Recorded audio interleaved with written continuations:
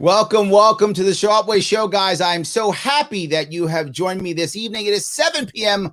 on the East Coast, which means you have to look at my mug. That is the rules. So now you must look at my mug today, and I appreciate you joining me this evening. There is something I do want to say off the bat that I did not say last night that I should have to my friend Ryan. You lost your dog, Nola. I didn't see the note while I was scrolling through all of the comments, and I apologize. And I want to let you know that I am sorry for your loss. I've lost 3 dogs of my own in my life. And when you lose a dog, any pet, but in my world, dogs, it really is, they leave a hole when they're gone. And I really hope you're able to heal. I know that Nola knew the show and listened to me, so I appreciate that.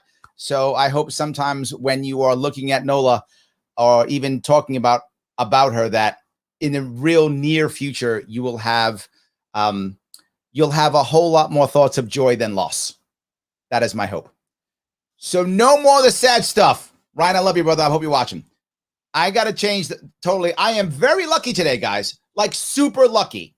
I have with me a man who I respect, and there's very few of them. I'm joking. A man who I respect, a man who I actually like, a man who has done so much in California and across the country for the Libertarian movement, Libertarian Party.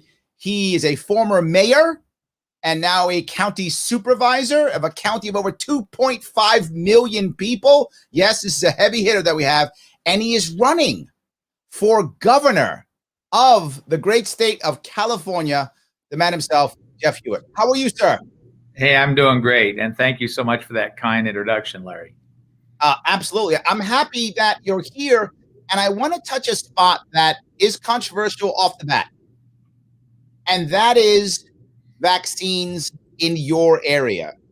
You actually talked about the idea of vaccines for votes, in that your governor, who's almost as bad as my governor, your governor actually was using vaccines in a way almost to get votes. Help me understand that.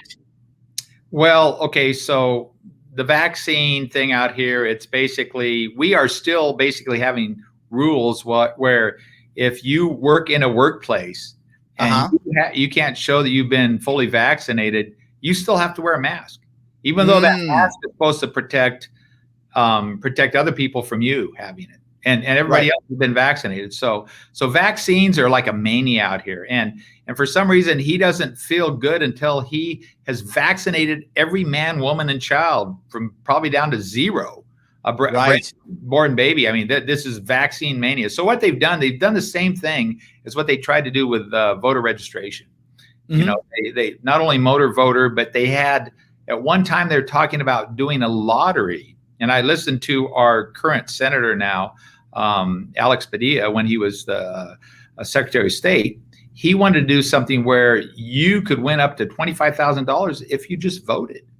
You know, no, this is, so they got vaccine. You know, so what they've done is they took $116 million of our taxpayers' hard-earned money, and they said, look, we're going to give 10 people $1.6 million in this one drawing. That's a lot of money, $1.6 million. Oh, yeah. A whole bunch of them, like 50,000, but you had to go get vaccinated, and then your name went in for this drawing. So, you know, it's now they've got. But hold on, you're not anti-vaccine. I mean, you did something that, I mean, almost blows my mind. You actually were concerned about the actual science behind everything, and you actually did an antibody study. Was this in your county? Yes, in July of 2020, you know, we're going full speed on this pandemic, and everybody's coming out and saying our fatality rate is somewhere like the number of people that died divided by the number of confirmed cases. That doesn't mean anything. Confirmed cases were only people that did feel sick, they went in and got whatever. But you know what? I said, let's do an antibody study, and I got my public health department to do that, and so we did it the most squared away. It's the gold standard of antibody studies. We did a double-blind study where it was totally random from people 5 years on up to 100, and we did it with the only FDA-approved antibody test, which was a blood draw. You get it down to the serum, and then they do it in a laboratory. It came out. I actually predicted 2 weeks before we drew. I said it's going to be between 3% and 11% in prevalence, and I think it's going to be right around 6%. After we had the 2 weeks later, my public health director came to me, who's an epidemiologist, and she said, "Jeff, who are you?" I'm your supervisor, And she said, it was 5.9%. You guessed 6%. Wow. And I told Kim, I said, look, I took all the same classes you did in school. Oh, you have a degree in biology, don't you? I have a Bachelor of Science in biology. But I said, I got the highest grade in those classes. And I said, look, this is not rocket science. This is life science. And so anyway, it showed us that infection fatality rate was, instead of being 3 or 4%, it was a fraction of 1%. Sure. And so that was really important to do. But listen, I had a lot of pushback. Lot of pushback from a lot of the Democrats in the state, because they wanted to push the fear factor.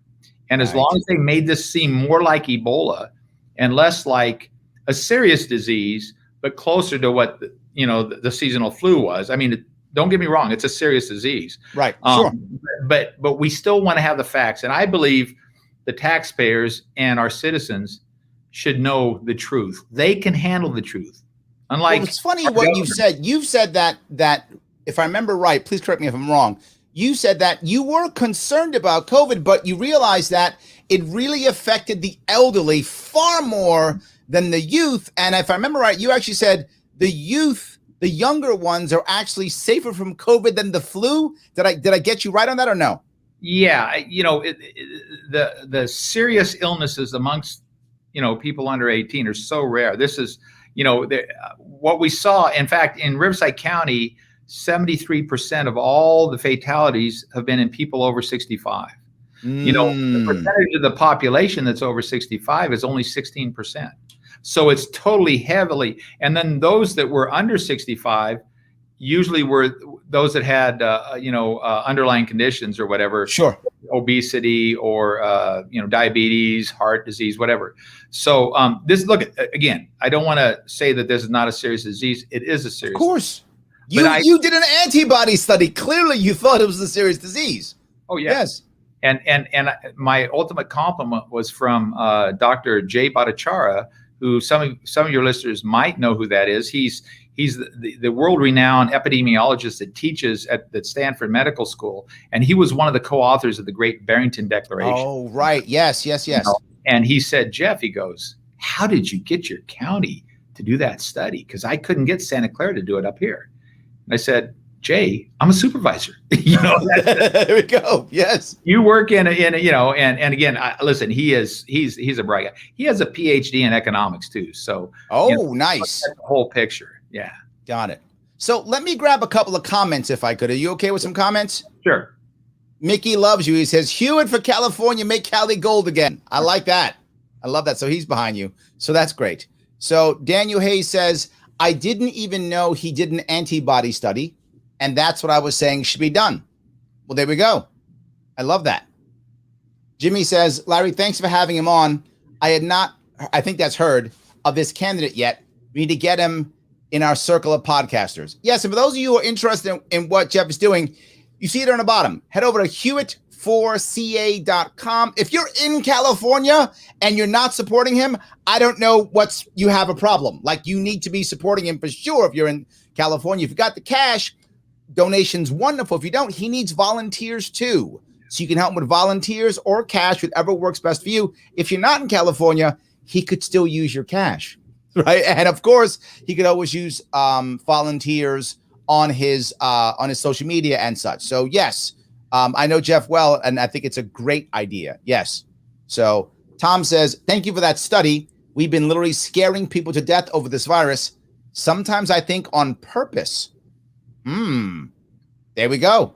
And Michelle literally asked, where can I go help /volunteer? She says she's in the neighboring county. Well, Michelle, you can. Hewitt4ca.com. You can click there to donate to volunteer. You can make that happen. Absolutely, 100%. Libertarian Kim says, great discussion. So I want to move on if I could. Sure. And you've said that your campaign is heavily about innovation. That's been your thing. Like, and you and I in the past, we're kind of, I'm letting people know some inside baseball. We've talked about this in the past. This is not a new thing for you. You've been talking about innovation literally for years. But now I see you're pushing it, and you're pushing it in kind of 3 areas that I think most Californians are going to get completely, and some others will too. But the first one's water. Tell me about that. So water it's kind of interesting because it is one of the most simple molecules we have in life, and it's certainly one of the most important. But innovation is where we take California is a very diverse state. It's a very huge state, and the North there's areas of the North that have way too much water, and most of it goes out to the ocean. And then in the South, we're considered a desert. In fact, we have some really big deserts down here, but we have a lot of people living in Southern California. So back in the 1960s, the first Jerry Brown, Edmund G. Brown, did a very, very ambitious project, and he did the state water project, and he brought canals down to Southern California. They built, the Oroville Dam and some other reservoirs and such. And it allowed, at that time, there was 20 million people in California. Today, there are 40 million people. Right, double now. The state has not built one new reservoir in 50 years. And, wow. It's crazy because California, for the first time this year, actually shrank. That's the first time it's going to grow. But nevertheless, we have a wonderful climate, and all we have to do is manage that water. There's plenty of water in the state as a whole. But what's happened is not just this administration with Governor Newsom, but several administrations before have totally ignored doing something about the need for water. Because in wet years, we have plenty. In fact, we have too much, and we need to capture it and keep it in storage.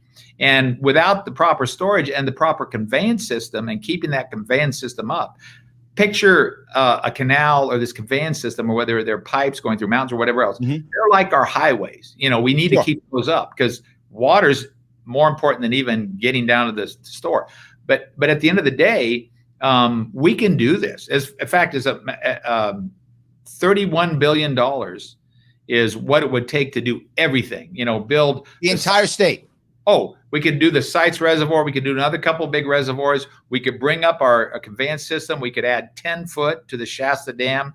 We could be set so that the next drought that comes through, and of course, we're in the second year of a really bad one right now, but we would be fine. Droughts wouldn't hurt us. We would have that. But none of these governors or administrations have had the will to take on the extreme environmental forces that keep us from doing it. I was going to say to myself, it feels like a no-brainer, right? When you say it, feels like a no-brainer, right? Why would you're going to make jobs? It feels like a great thing. So it's an environmental lobby? Is that what the issue is? So you've got, there's good environmentalists. I think everybody, especially the newer generations, they want to see us have clean water, clean air, open space. They don't want to see any endangered species go off the map because we didn't give a good chance to keep them around. And that's fine. We can have enough water to keep our salmon and our delta smelt and all these things, but we need to pursue a policy of abundance instead of scarcity. And so what happens is the government comes in and says, you all must ration your water use.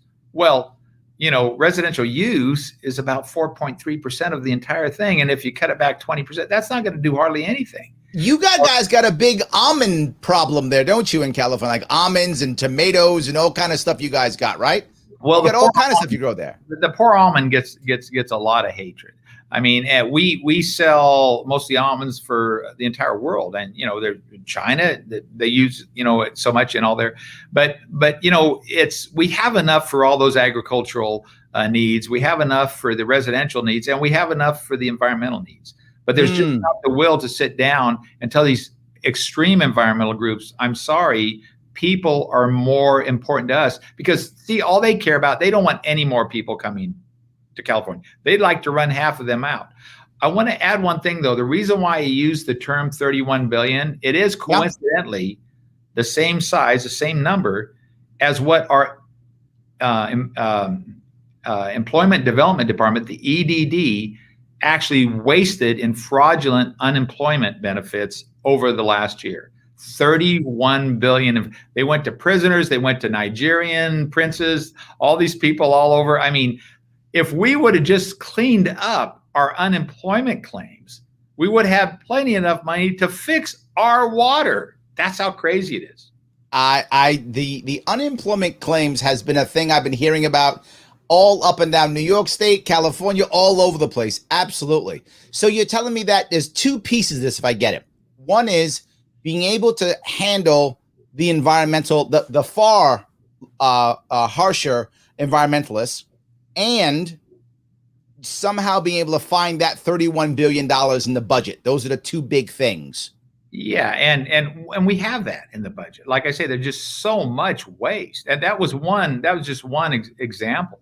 But, sure. So does that mean that you're going to make the extreme environmentalists unhappy, or does that mean you can negotiate, or does that, in other words, clearly now, if Governor Newsom, your governor, is kowtowing to them, they have something over him, whether they're giving him money or whether they're, scared he's going to yell. They're going to yell on Twitter and cancel him. Is the issue that you aren't concerned about the money? They're not giving you money anyway. Why is it that you are going to be able to go, look, we're going to deal with this? I think he has a lot of support from them. And, and remember, a lot of times, a good leader tells people what they need to hear. Sure. Not what they want to hear. And like I say, he's someone who doesn't want to, they can be very, very noisy and very, very, and so for me, again, my main concern are human beings. Sure. I'm on 3 different habitat conservation programs. The largest one in the United States with the Western Riverside Regional Conservation Authority. I mean, I'm on these boards, and we take care of open space, and we get, we keep over 200 species of animals going that probably wouldn't make it if we didn't have these programs. But I'll tell you what, there is a balance, and this is way out of whack. I mean, we are having these huge droughts. We have people living here now. They need that. We need it for more houses. We have to have water service agreements. We need water for everything. So a combination of, and remember, our technology, getting back to innovation, we have machines now that can build these dams almost overnight. It's just all the red tape. And that's why I've reached out. It's that bricklayer type machinery stuff. I remember that. Oh, it's just, we just got really great stuff. But the thing is that I've reached out to so many of the Native American tribes in California too. And there's quite a few, and quite a few of them have done very well with gaming and hospitality and such. And so I've said, look at you guys, if you've got these canyons that are not sacred burial grounds or whatever, let's go ahead and look at making some of those, because you could do something on a sovereign nation, on an Indian reservation, so much easier than you can do it in the regular public, because we see it in New York too. Much red tape. So it takes you years to get something through one government agency. So we can't do that. We need to get this done. There's been too much now where people have thrown their hands up and said, oh, I'm sorry. Another big issue is the largest inland sea in the United States is the Salton Sea. The Salton Sea is now shrinking because they cut off in 2018. It doesn't get any more water from the Colorado River, and it's got a huge health problem with so many people that live there north of it. And these are the people that are most vulnerable. They're very, very economically challenged neighborhoods and stuff. And you've got this deadly dust blowing around. So it's a huge health problem. We could go ahead right now and put in a canal from the top of the Sea of Cortez in Mexico and cure the problem. But there's not the political will to go down there and work that out. So, let me stay in that world for a little bit. I got a couple questions. Sure. David is asking a question about forest management and reducing wildfires, right? Old growth, cleaning dead trees and such. Any view on that? I mean, wildfires are clearly a big deal in your state, and I'm sure they're affecting water and affecting the environment and affecting the air and all those things. Sure. So, wherever we're at in the United States, we have cities that always have us mow down our dry areas, keep a defensible space around our houses if we're out in the interface with wildlife or something, with where wildfires are a real problem. Governor Newsom, when he first came in 2018, said, Cal Fire is going to clear 90,000 acres, which was still just a drop in the bucket compared to over 1 million acres that need to be cleared. Wow, but over he 1 million. Took credit for clearing 90,000 acres, and then Cal Fire came out and said, well, he cut back the money and we only did 13,000. So he makes these claims, and then he does a fraction of what it is, and then we lose towns like Paradise. The entire town, 85 people died, thousands and thousands and thousands of homes gone. And a lot of this, and I'm not saying forest clearing would have, saved everything, but it's a big part of it. And of course, we need to do that. And even if we need to get, I'll tell you what, volunteer. It's amazing when you're speaking my language, Jeff. You let people get out, just like 70% of the firefighters in the United States, they're not paid. They're volunteers because they want to protect their communities, their own homes. And so if you got all these young people now that are tired of being cooped up inside, watching Netflix and, playing video games, get them out there. We can clear out all these areas, with just a little bit of guidance. The government cost on that would be just a fraction. And we let people voluntarily, clean up and make these areas a lot safer. So yes, that's a good question, and it's a big problem. And this year is projected to be the worst in our history. Ouch. Well, looks like Jim Parker says, California resident here, you have my vote. That's one you got at least. So there we go. Hopefully a whole lot right more. There. Tommy Brown is asking about cybersecurity. He's asking if you feel there's anything special, particularly on the water supply, but other things, obviously, things like pumping stations and things of that sort. Do you have, everyone's scared about cybersecurity now, right? With the pipeline that happened in the East Coast and all that stuff. Do you have a policy or a view on cybersecurity for something like a state, not national, more like that? My plan is to, obviously, we've got some of the best and most brilliant minds right here in the United States, and certainly out in California. Yep. Look at Silicon Valley. 100%. That has been, the birthplace of so much tech. But in fact, we just lost, one of the pioneers in that whole, cybersecurity and John McAfee. Yes. Who just passed away this last week and stuff, and a very famous libertarian. But we have to stay vigilant all the time, and we can't. That's money well spent. That if our cyber people, our encryptions are better and everything else. But I'm going to tell you something else we need to do. We need to have a backup plan. Just like if your starter goes out, this is going to sound a little bit crazy, but on those early cars, you had the crank start, on the motor or whatever, and then they put electric, starting motors on there. But for a long time, they had both. So if you're starting, you could just go out there and you could still, start that motor up. We need to have almost some manual override type things. That this is very complicated. I realize that. But we have to have a backup system so that if a ransomware or some other type of hacking gets in there, it doesn't shut us down. Absolutely. And absolutely. I will be pushing for those, very, very. You made Tommy's day. He's a like what I hear. He's a breath of fresh air. So yeah, see, you made him happy. That's good. Yes. Looks like Dick says the same thing. She says everything this guy is saying sounds completely reasonable to me. I don't understand why people find it so difficult to get on board with libertarian concepts. I agree with you, Dixie. 100%. Yes, absolutely. 100%. Ed says fraud and waste sounds like some of what I saw in New York State Service. I left that. So much mismanagement. I can't wait to come to your state soon with my job of training military personnel. So I guess Ed's going to come visit you. Yeah, you look at here's the thing, and that other comment was very good about, when we look at the bureaucracy, government agencies, all the layers that we have of government in not only the local, but state and federal. There's just so many layers to that onion. And, being a small time businessman for most all my life, and then getting into the very bowels of the beast, so to speak, I'm going to tell you, most people that work for the government are very good people. They're just like you and I. I mean, you know, and a lot of them are our neighbors and everything. The problem is the way that it's set up, it doesn't have that hidden hand of competition like we do in the private sector. So what happens, there's a culture of when you go out there and you really want to make a difference, you're kind of beat up for it, so to speak, right? You know, and so a lot of times people just get in there and they serve out their time, trying not to rock the boat and stuff. But there's some amazing people in government. That's what I will be doing as the chief executive for the state, is letting those real stars get back out there and get doing what they can do. Because look, we don't need government for doing all the things that we're forcing upon us right now.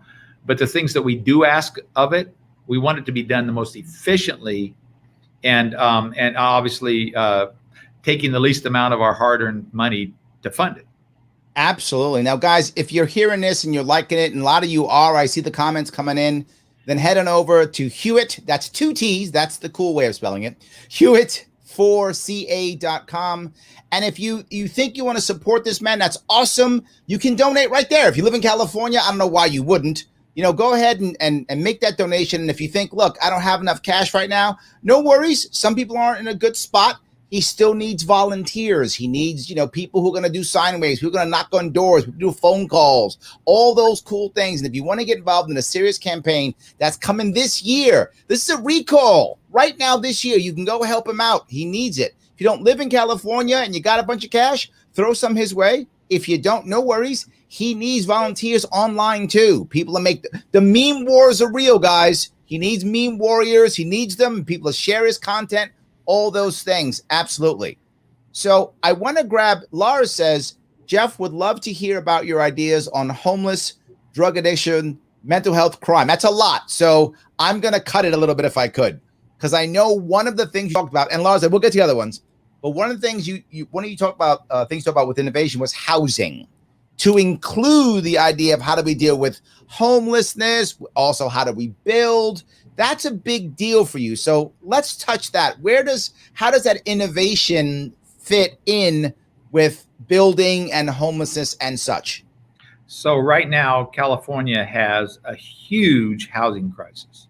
In other words, the median price for a home right now in California, the median price is $800,000.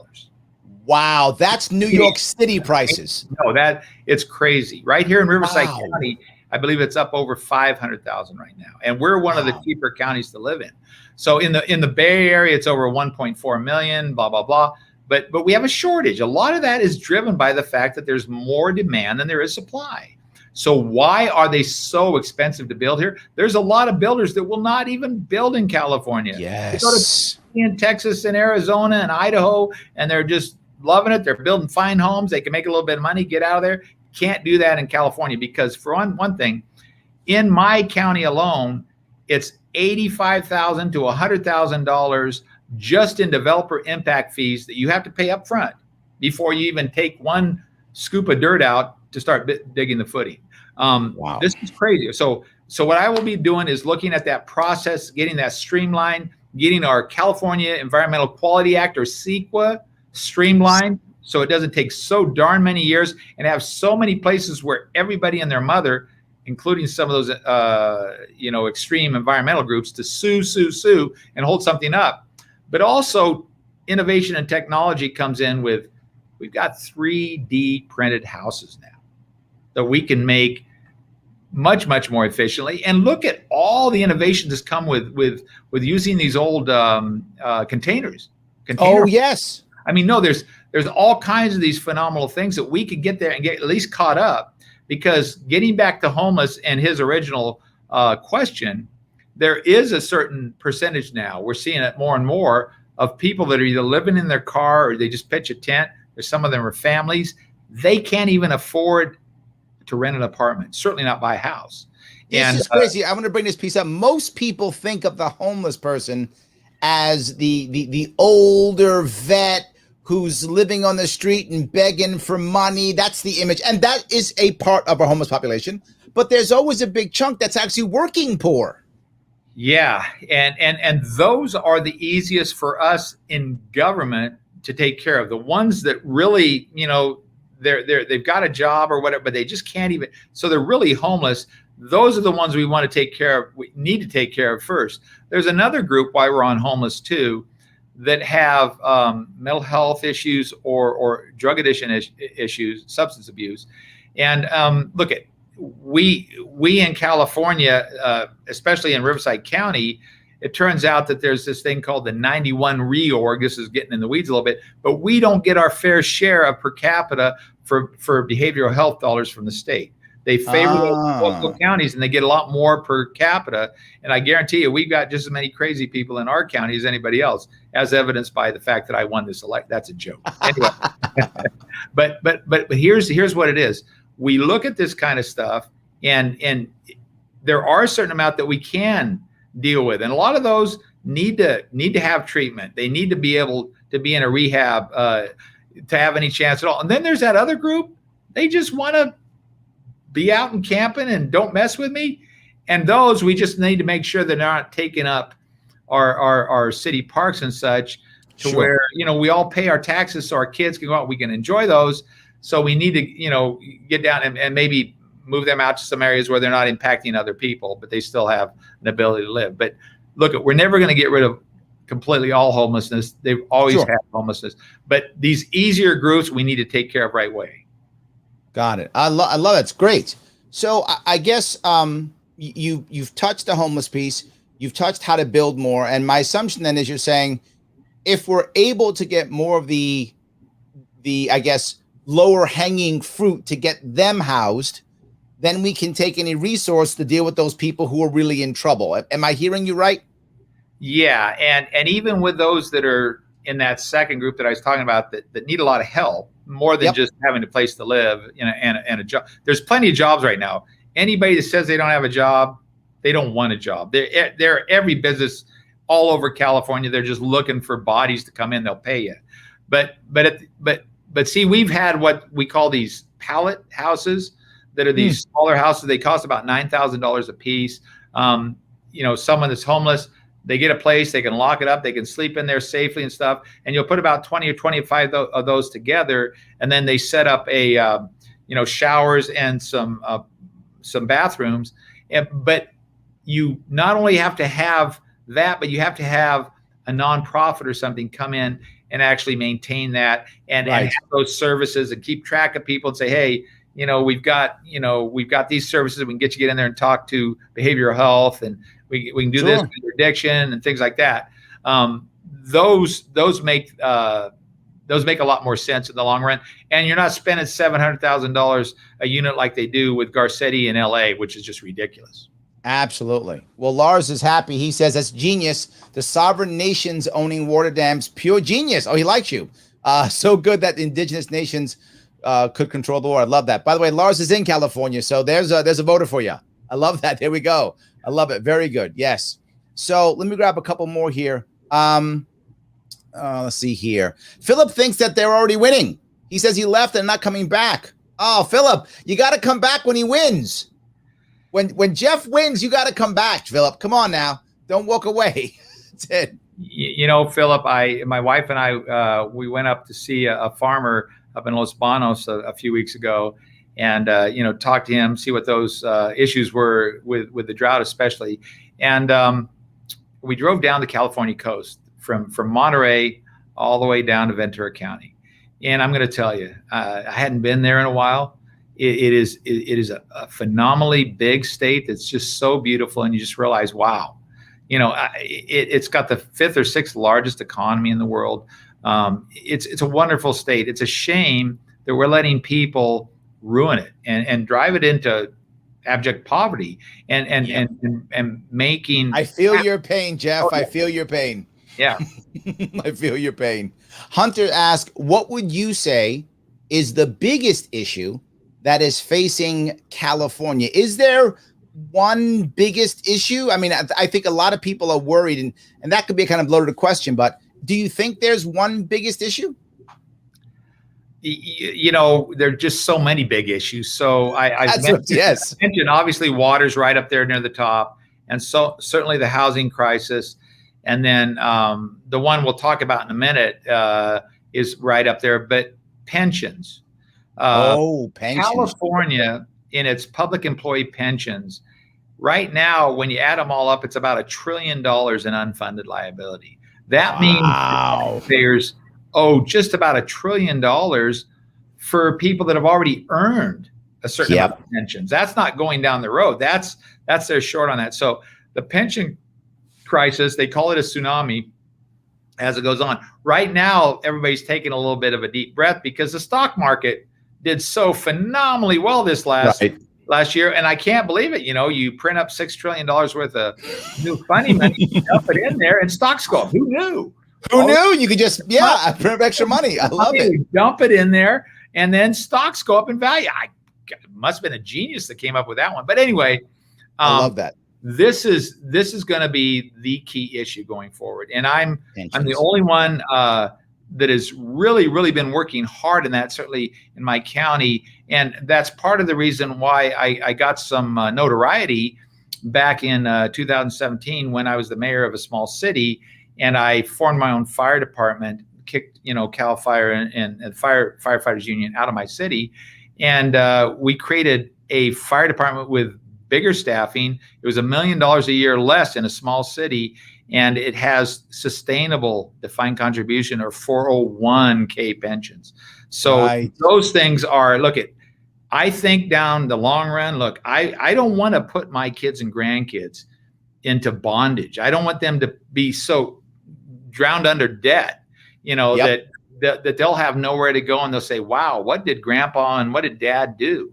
And all of my generation, we have to start thinking, morally, what's the moral thing to do instead of delayed gratification, like printing up $6 trillion of funny money. Absolutely. In the last Josh says, yep, I work with several former California builder remodelers in Colorado. Oh, so Josh is telling you that. Yeah, he's with you. Absolutely. Yeah, a lot of people have gone to Colorado too. Absolutely. Although Robert says Jeff Hewitt for the win. Look at that. He's behind you. I love it. That's good. Tom says, I wish I could vote for him, but I'll do my part in getting the word out. So you got some people trying to help you out here. Here's a question though from Richard. It's a tough question. High information voters watching are convinced, but how do we convince low information voters to vote Hewitt? That's a very good word. How do you get the message out to more low information voters, people who are kind of looking for, I guess, more like the sound bite or something like that, or that kind of thing? Okay, so I think what people call that, what's your elevator pitch? Okay. Right? California has the highest total tax burden of all the 50 states in the nation. Wow. We have some of the worst roads. We have drowning, pension debt, and we have someone who just wastes our money on dream vacations if you'll go get a vaccination. Part of it is too that, without water, homes, and educational choice, a society will decay and go into tyranny. Those are all very important things. I'm going to go ahead and take the state in the different direction. And if you think there's any doubts, we are raising on July 1st, I believe, another 6 cents in taxes. It goes up every year. Our gas tax is the highest. And that's something that hits people right there. We're going to be paying $5 a gallon right away. It's well over $4 now in California. And all things hit. That's something that hits people automatically. And I'm not going to say low information, but a lot of people that work all the time and don't have as much time to a lot of those are field workers and service industry workers that don't speak very much English. And so I will be speaking Spanish to them. I will be talking about how libertarian values are values that so many of the immigrants embrace when they come to this country. Yes, absolutely. They don't want to wait in line and get an entitlement check. They want to show what they can do. They came here and they came from a country that didn't allow them to thrive and show how good they are at the American dream. And I think that's so important. And when I talk about that, a lot of Latinos have that strong nuclear family These are all things that are very important to libertarians and a lot of conservatives in that respect. Now, but you actually spent time in what, Mexico? Is that right? Yeah, I spent a good portion of my childhood between the ages of 10 and 16 in a small fishing village, probably right out of a John Steinbeck novel on the Sea of Cortez. And but it wasn't until the 80s when I had mostly workers from Guadalajara digging swimming pools, and I spoke more Spanish during the day than English. Oh, yes, right. You built your business on swimming pools. That was what you built your business on. Yeah, I've dug a lot of holes in people's backyards. There we go. The only treasures I've ever found out of thousands of those have been mostly pets that were buried there with people forgot. Oh, that can't be a good thing. Open the show with that, but yeah, no, that. Oh my God. So yes, but no, so I get it. So you actually speak Spanish and you understand something, which is funny. You actually understand the immigrant worker. You understand the immigrant, right? Who has come to even build a business, or the worker and the farmers who also deal with a lot of immigrant workers and people who speak English as a second language. This has got to be an advantage for you, no? Oh, sure. And so many of those Central Valley farmers, they've got workers that have been there 20, 30 years, the second and third generations, and they don't dare lay them off right now because there is such a shortage of workers and such. They won't get them back. Yeah. It's funny. Solomon says, that's me right there. Came to follow my American dream. There we go. Yes, absolutely. And now Laura says, California's excise gas tank will increase again to 51.1 cents per gallon on July 1st. Ouch. Did I lose Jeff? Hold on. Let me see if I can get him back in. I think I lost Jeff. Jeff, if you can hear me, you can come back in, come out, and then come back in, right? Come out and then come back in. I'll talk for a bit. You come out and then come back in.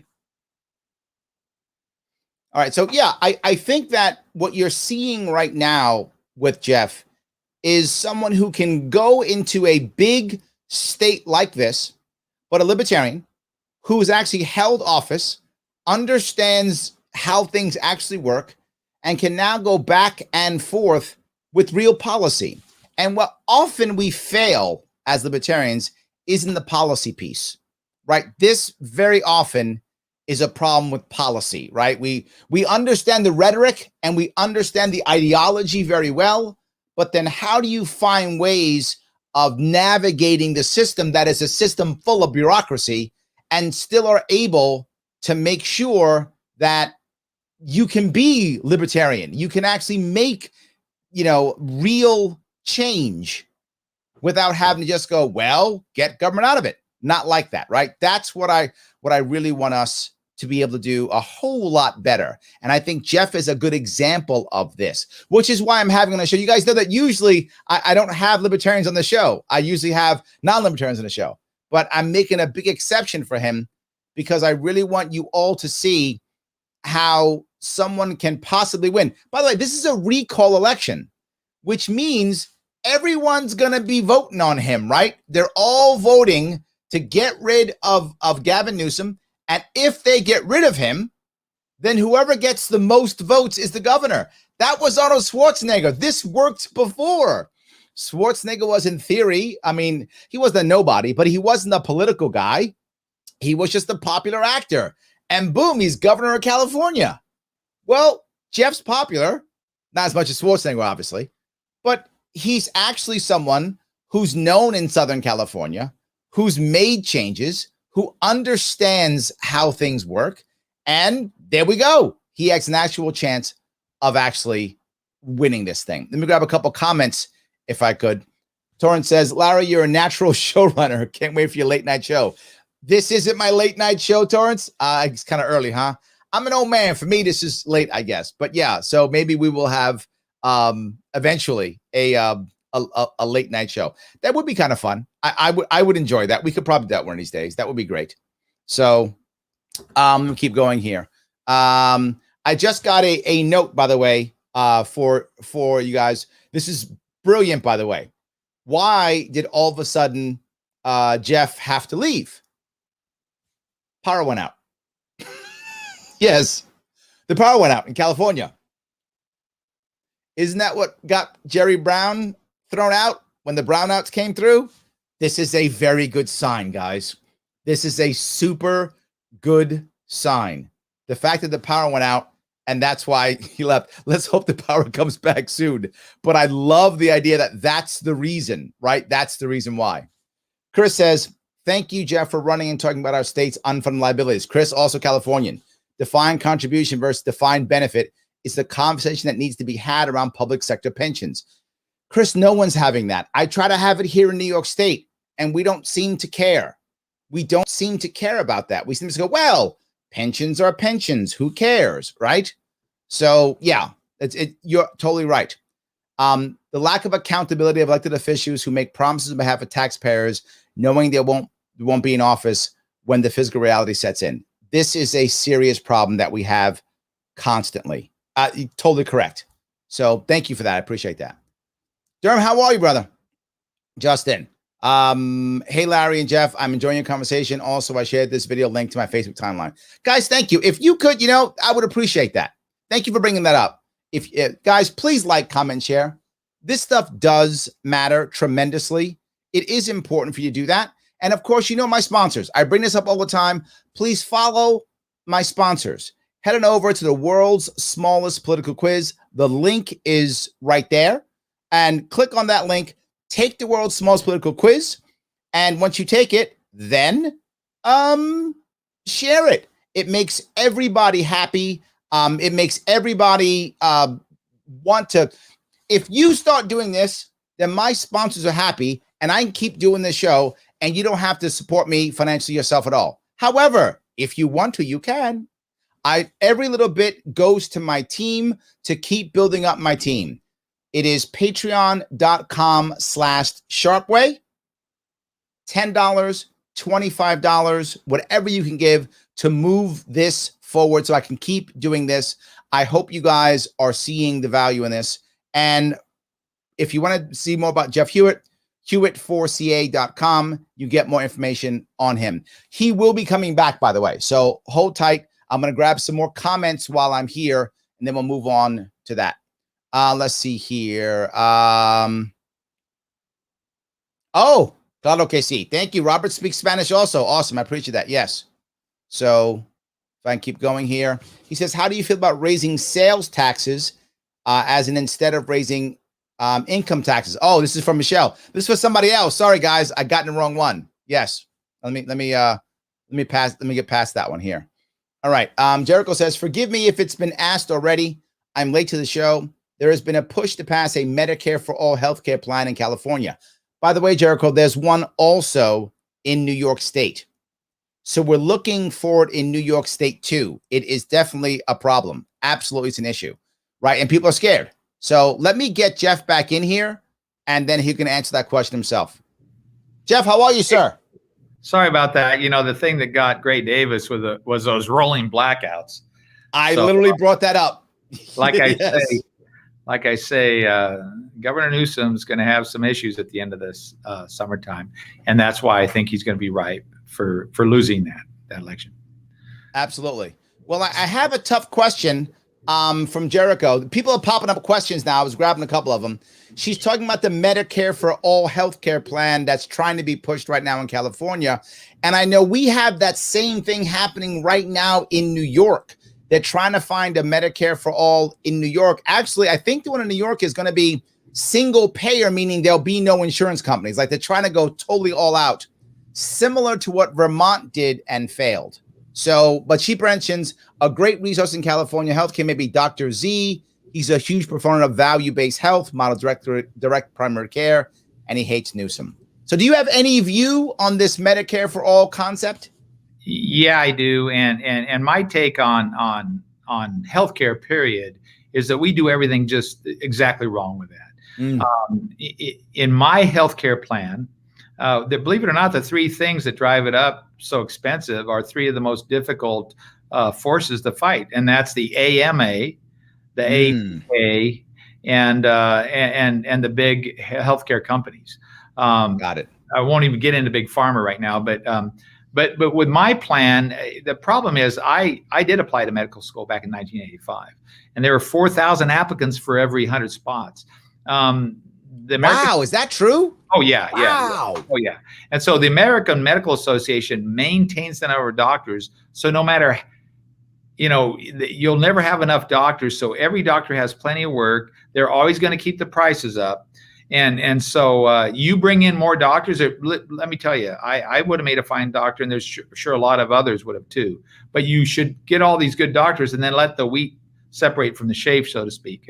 Right. And then the ABA, lawyers love it because for every doctor, there's 2 or 3 lawyers that make their money off of them. And yes, tort reform, because I'll tell you right now, the way it is that good doctors do everything by the book, and they still get sued because the family doesn't like the outcome.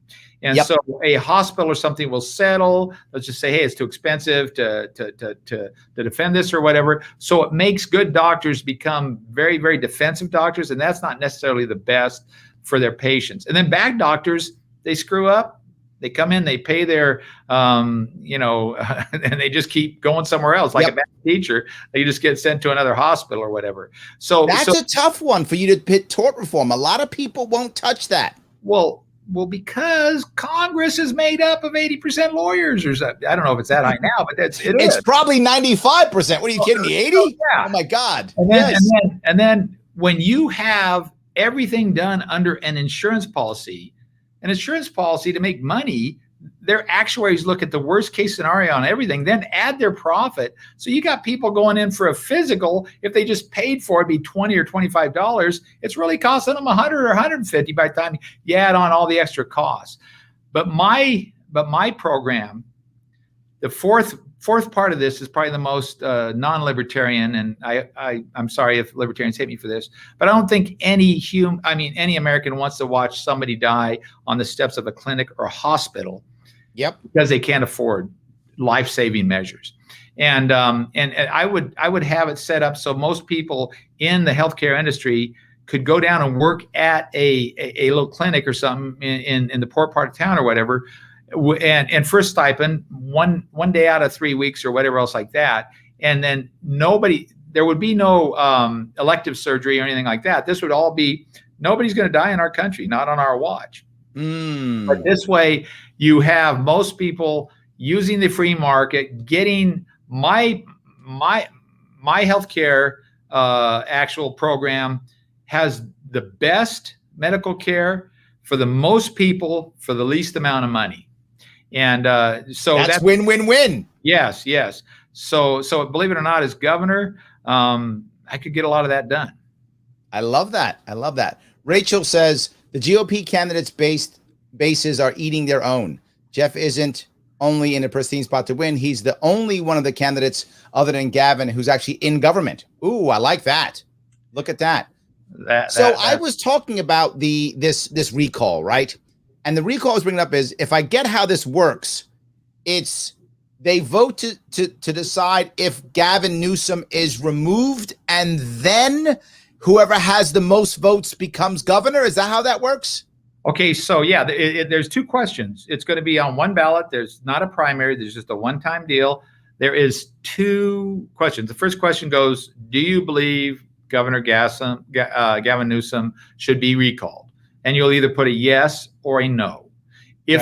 But whether nobody's going to know the answer to that question, how many people said it. So they're going to go ahead. The second question that says, should he be recalled?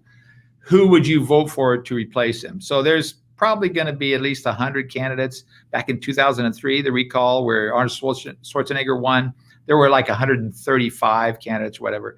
So most of them will not get any amount. 3 people got 97% of the vote last time. There'll probably be 4 or 5 of us that get, a measurable amount of vote.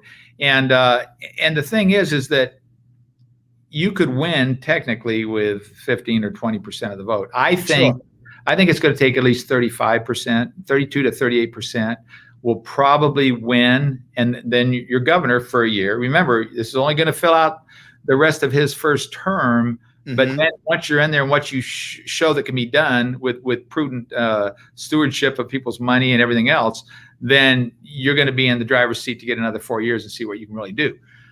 I'm going to push this, and I'll tell you what, anything between 35 and up to 50 or more percent, that becomes more and more of a mandate.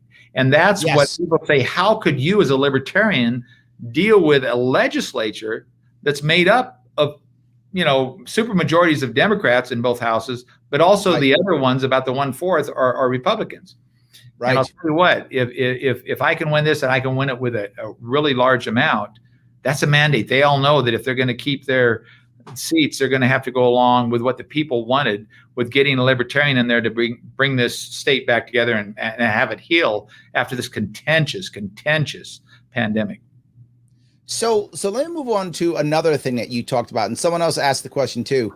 One of the things you brought up earlier, was the idea of education. You said water, housing, and education. Those are kind of like your three big ones, along with the pension, which, by the way, Chris brought up earlier. He just loved it that you mentioned the pensions. No one does. So tell me about innovation and education. How does that work? So innovation and education. Right now, we have an educational setup where our public schools are run basically by big teachers unions. They tell them what they're going to do with all this, and they're very, very expensive. There's a whole lot of administrative positions and everything. It's extremely unwieldy, large, expensive, and the outcomes are not very good. We don't measure up very well to other industrialized nations. Okay, so what happens is that people can't afford to send their kids to private schools, because remember, when you go to private schools, you got to pay twice. You still are paying all your taxes to send everybody else's, but you're not getting the benefit of that. You're spending extra to send your kid. But what's happening is we need school choice. And the way to do that, we've talked about vouchers for years, but there's a way even better than vouchers. It's called educational savings accounts. And what happens is right now the state puts in about $12,400 per kid per year. That's the state's portion. There's even more that comes from the federal government. But in my plan, each parent gets that amount per kid per year. And it goes in an account that can only be used for education. Now, if they don't use it that year, they get to keep it. It builds up. In other words, if you've got parents that are really good and they want to homeschool their kids and they got a program that's great and they can, then they get to keep that money. It's their money anyway. And then they can go ahead and send their kids to trade school or to a university or something if they feel that that's the rate. But what this does is it gives those mothers in South Central LA a fighting chance to get that same good education as those kids from Bel Air, and you. Wow. Yeah, that's a good point. No. And so I think that parents know what's better for their kids than some bureaucrat sitting in some fancy office. I really do. And I want to give that to them. What it'll do is the good public schools will thrive. Sure. Bad public schools will go out of business. They'll be replaced by a lot of new charter schools, new experimental type schools. I mean, and we're going into an age where we may see people going to Mars fairly soon, not just the moon. Yeah, but absolutely. We're going to have drones carrying us around. They're already bringing our groceries and stuff. So going into this, we will have schools that cater to the way we're going, and still teach us some of those old. You don't need to teach a slide rule or an abacus, but I'm just saying we want kids that are well balanced so that if everything does break down, they don't all just die because they don't know what to do. So, I agree. Yes, I agree. That's up to the parents. That's up to the parents. And myself as governor, I want to let all those parents, their hard-earned money that we're taking away from them in the form of taxes, they choose that. And then also it makes it competitive. We get the best teachers. The bad teachers they don't stick around because they won't have a job. I like that. So guys, if you like what he's saying, head on over to Hewitt, that's 2 T's, 4 CA.com, and see what he's doing. His policies there, who he is there, details are all there. The link's right there in the description. Just click it and check it. Please check him out. If you live in California, why wouldn't you be supporting him? If you can throw him some money, if you want to support him, throw him some cash if you want to. It's a good idea. Donation, click that button, donate, give what you can give. Right. By the way, what's the maximum they can give in your race? The maximum from a single donor is $32,400. All right. So Tom, you were about to give $34,000. You can't give him $34,000, Tom. I know you were gonna, Just give them 32,000. All right, just do that instead. That's all. So do that. But our campaign is really starting to get going. We're coming out with an ad that we've been working on. It's just about finished, and people are going to start seeing me more and more. And I love the fact that I'm coming on to my favorite radio show right here. Actually, you're more than a radio show, because this is like being on Fox or something. Look at this. This is great. See? And you're on the equivalent of cable news, Libertarian cable news. That's you. I love it. Did you tell everybody, Larry, that we're twins? We are. People don't know this. We actually share a birthday. We're fraternal twins. Yes, we actually both are born July 12th. That is absolutely true. Yes, we actually share a birthday. That's true. That's not a joke. Yeah, absolutely accurate. But guys, if you want to help him out, do that. And if you don't live in California, you can still help him out either with financially if that's appropriate, or he needs people to help him out, like by liking and commenting and sharing his stuff and providing memes and all those things, phone banking, lots of things we can do. So Tom says, I love when libertarians push for school choice. Well done. There we go. And this is a very winnable race. There we go. Winnable race. At the stage I'm at in my life, I don't run for races I can't win. And this will change everything. Can you imagine having a libertarian governor? Oh my God. This changes the narrative for the rest of the nation. And if you win this thing, Jeff, to be forward, if you win this thing, you will change the entire nation literally overnight. That's not a joke. You will change the nation literally overnight. That's how big this is. I agree 100%. And we have a chance to be part of history. And remember, look at it. I'm just the guy that gets up there, the pretty face, pun intended, to actually and look at, it's my libertarian core that makes me who I am. And I'll tell you what, when you out there want to get involved with this kind of stuff and get involved, call us up too, because we need more elected libertarians. We need them starting out in local offices.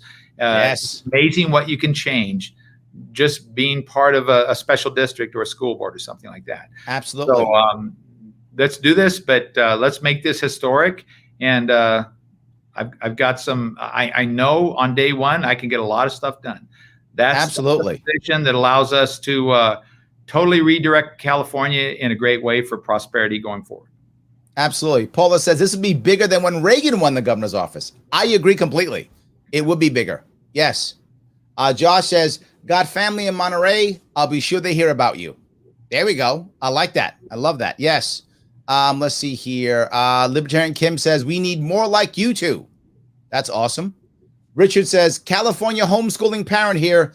Totally agree. Your approach on education is sorely needed. There we go. We are rocking and rolling. This is good stuff. I love this. Wade says, a libertarian with a long-term plan. Refreshing. Instant fan of Jeff Hewitt. You are killing it, Jeff. I love it. So, well, let me ask you before we wrap this up. Is there something that I didn't bring up? Something that you would like to bring up or talk about? Something that I might have missed? Well, this, like I say, the governor, when he first came out, I wasn't going to run in the recall. I mean, I have a job here with the county. I really enjoy this job. I'm getting a lot of good things done, not only in pensions here. Oh, hold on, Jeff. I got to cut you off for a second. Okay. I got somebody right now telling me trying to donate, link isn't working. So if your team is listening, if your team's listening, people are trying to give money. So you should fix it if your team. Yes. So keep going now. You were saying you weren't going to run in this. And I'll tell you what, it was when I was in that first 3 months when vaccines were so much in demand. And there were so many people, especially the elderly, that wanted them. And again, look, I'm all for that being your choice, not only school choice, but if you feel like the vaccine's right for you, then take it. If you don't think it's right for you, don't let anybody force it on you. However, absolutely, such a demand. And when I found, I asked my public health director about 3 months into it. I said, just by the way, are we getting our fair share? Because it just seems like there's such a demand. And she checked it out, and San Bernardino County next door and my county, Riverside County, we're getting 80% less per capita than these other counties around. And then I realized that the governor hated San Bernardino County because they did a lawsuit against them to have more local control on how their shutdowns were and everything. And then, of course, I've been very vocal about coming out against his tiered shutdown, ridiculous stuff as early as May of last year. And I couldn't get Yeah, that's what you were talking about with the vaccines for votes. You were saying they're actually punishing people who weren't on board. That sounds terrible. Well, but they were punishing me and not sending the vaccines that were demanded by the people who wanted to take them.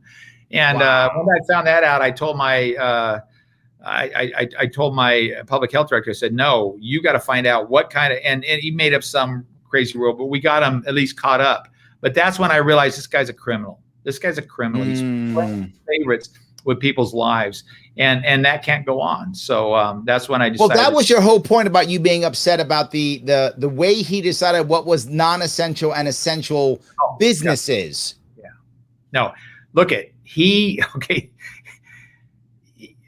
is smart enough not to shut down liquor stores and dispensaries for marijuana, because if you're going to lock people inside, at least keep them happy, right?